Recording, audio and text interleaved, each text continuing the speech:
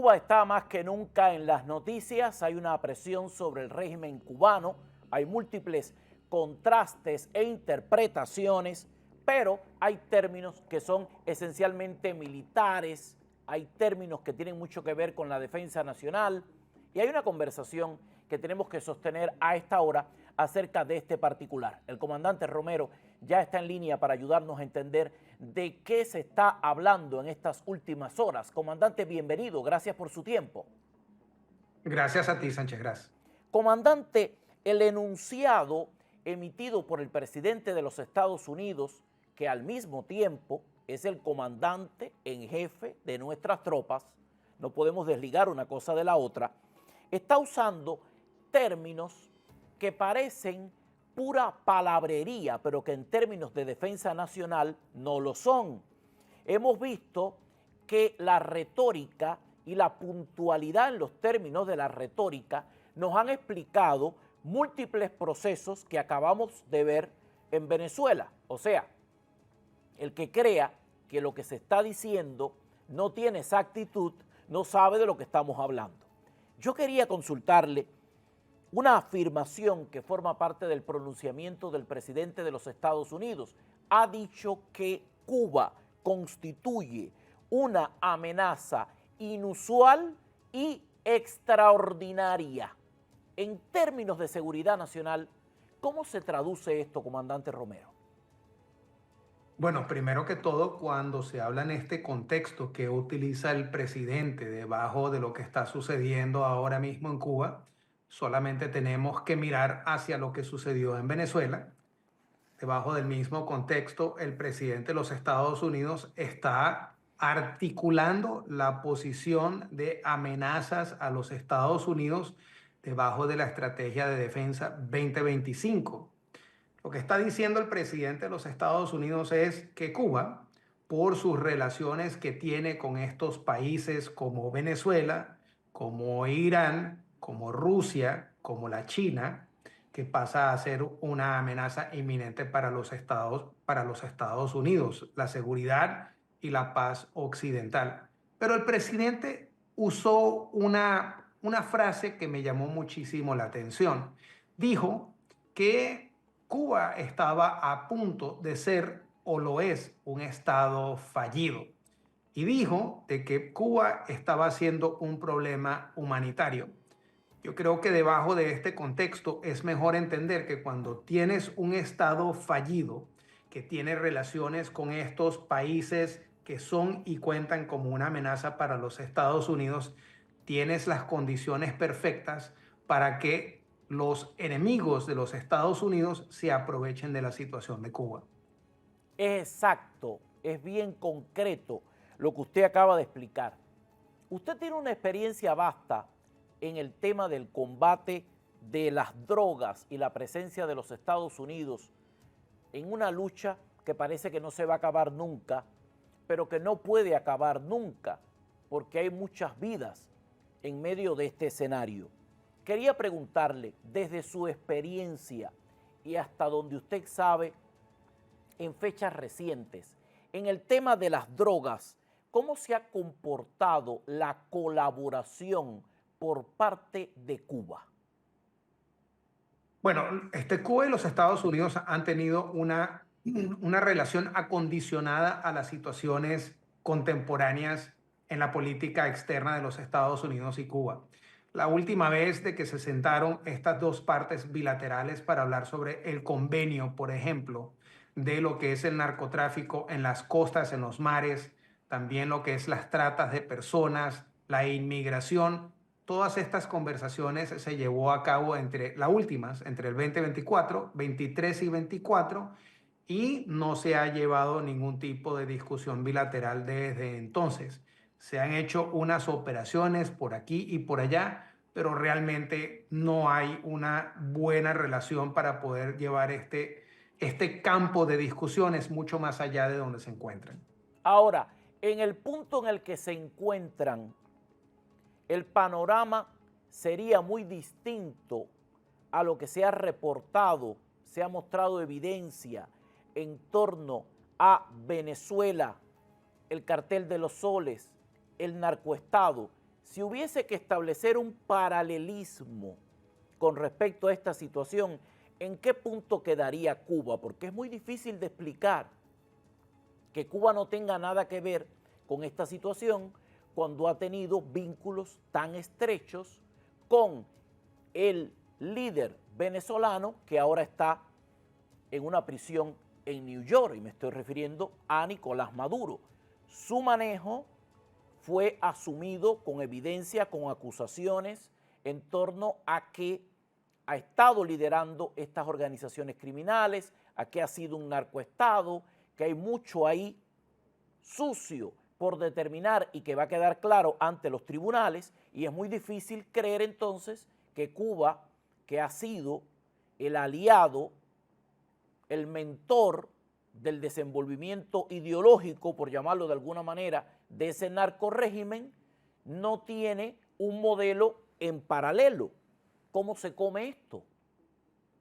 Bueno, vamos a suponer de que estos países fueran personas. Vamos a suponer que Venezuela, Cuba, México fueran personas. En lo que lleva de los últimos años, Cuba ha jugado un papel de protagonismo muy particular y muy importante dentro del esquema de conspiración para llevar a cabo estas actividades ilícitas. Cuba aprendió muy bien entre los mediados de los 90 a no meterse directamente en vinculaciones del narcotráfico o actividades ilícitas, pero sí participa hoy en día. Te lo voy a mostrar de esta manera. Si yo desde Venezuela envío 100 toneladas de cocaína hacia los Estados Unidos por medio de Centroamérica y el Caribe hacia los Estados Unidos, y de eso yo recibo los dividendos del narcotráfico. O también, vamos a utilizar otro ejemplo, las embarcaciones de flotas grises que envían estos cargamentos de petróleo, de crudo hacia Cuba y otros países, que está lindado el régimen cubano. Si de esas actividades ilícitas se gana dinero, Venezuela recibe grandes cantidades de dinero del narcotráfico o de las flotas grises. Y de una manera u otra, Venezuela utiliza otros tipos de dividendos para darle a Cuba para sostenerse, como por ejemplo el petróleo. Ellos estuviesen inflictando una parte de sus actividades dentro de la conspiración. Cuba no puede decir de que ellos no son parte del problema. Ellos han sido activamente, han jugado activamente una posición muy clara. Más reciente fue la posición que jugaron los líderes de las FARC, quienes se fueron a Cuba a liderar lo que era el canje de la negociación de la paz entre las FARC y el gobierno colombiano, que luego de no ellos personalmente no aceptar las condiciones, se fueron a delinquir a Venezuela, como lo hizo Jesús Santrich y como lo hizo Iván Márquez, a los brazos abiertos por parte de Nicolás Maduro. El Ministerio de Relaciones Exteriores de Cuba, dada la presión de la actual administración estadounidense, ha ido moviendo los hilos en medio de este escenario. Primero, mostraron una combatividad irrestricta sacada del tomo 1 del Manual del Comunismo Trasnochado del continente, que se ha convertido no en ese comunismo, sino en el socialismo del siglo XXI, que tiene una agenda un poco más ridícula que aquellos tomos antiguos del comunismo universal. En medio de todo esto, sacaron la cara con mucha disponibilidad. Ahora han comenzado a bajar el tono, y el escenario de bajar el tono ha formado parte de una declaración del Ministerio de Relaciones Exteriores que tiene una serie de puntos bien importantes que yo quiero que usted me ayude a deshuesar. Primero, están diciendo que Cuba declara categóricamente que no alberga, no apoya, no financia ni permite organizaciones terroristas o extremistas. ¿Esto es cierto, comandante?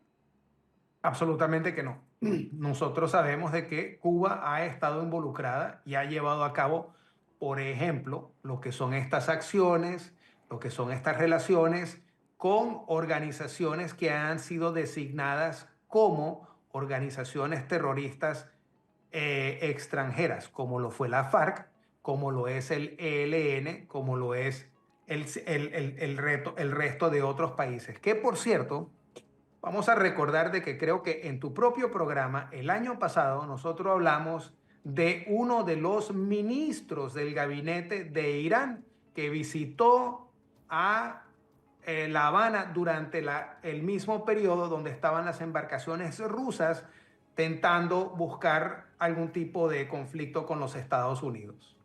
El MINREX, en su documento para bajarle el tono a esta bronca, por llamarlo en términos coloquiales, más adelante dice: Cuba no alberga bases militares o de inteligencia extranjera y rechaza la caracterización de ser una amenaza para la seguridad de los Estados Unidos.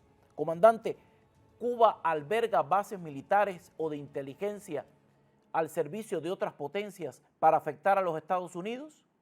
Por supuesto, nosotros tenemos testimonio en el Congreso de que existe la base para espionaje electrónico por parte de los chinos, que es la famosa base de Lourdes. Y también recordemos de que Cuba aceptó la visita de submarinos y embarcaciones rusas para buscar algún tipo de conflicto con los Estados Unidos. Dice además el documento que Cuba propone renovar la cooperación técnica con los Estados Unidos en áreas que incluyen la lucha contra el terrorismo, la prevención del lavado de dinero, el combate al narcotráfico, la ciberseguridad, la trata de personas y los delitos financieros. La pregunta es cómo usted puede prevenir y luchar contra todas estas cosas cuando hasta ayer su principal socio era Venezuela, cuyo régimen se ha dedicado esencialmente a todas estas cosas. O sea, términos de ciberseguridad, combate al narcotráfico, lavado de dinero y otros asuntos. Hay evidencias múltiples de que todo esto es un fiasco, ¿verdad? Para mí es difícil de creer de que ellos realmente estén ofreciendo ese tipo de relación, porque el mismo día de ayer un avión vino de Rusia, cerca de Moscú, de una de las manufacturadoras de armamento ruso, que voló desde Rusia hasta La Habana el día de ayer, un IL-76, que es el mismo avión que estuvo volando directamente desde Moscú a Venezuela antes del 3 de enero de este año, antes del conflicto de los Estados Unidos con Venezuela. Cada vez que hay rondas de negociaciones, sale un argumento que terminan ubicándolo en el último párrafo del panfleto del momento. Y vuelvo con él, lo he leído 300 veces, esto ha pasado 800 veces. Le quieren echar en cara a los Estados Unidos lo siguiente. Le dicen: el pueblo estadounidense se beneficia del compromiso constructivo, la cooperación conforme a la ley y la coexistencia pacífica. Es como mandándole a decir a Estados Unidos: a ustedes les hace mucha más falta la colaboración con Cuba que a nosotros mismos. Esto es un embuste. ¿Cómo se desarma esto? ¿Con qué argumento, comandante? 67 años nos dicen todo lo contrario. Exactamente. Es la misma retórica sacada de contexto. ¿Qué tiene esto de nuevo? Bueno, esto tiene de nuevo la fecha. La fecha. En términos de guapos de barrio, digamos que quien mandó a escribir el panfleto está caminando de espalda y ya está enjabonado. Comandante Romero, gracias por su tiempo, por su explicación y por su experiencia para seguir entendiendo todo este panorama que tiene diplomacia, negociación, conversaciones, colaboradores, embargos, tiene de todo, pero sobre todo tiene una dimensión militar y estratégica para nuestra región. El comandante Romero, un orgullo nuestro para poder analizar todos estos temas tan pero tan importantes. Comandante, un abrazo, le espero pronto. Muchísimas gracias, Sánchez, gracias, muy amable.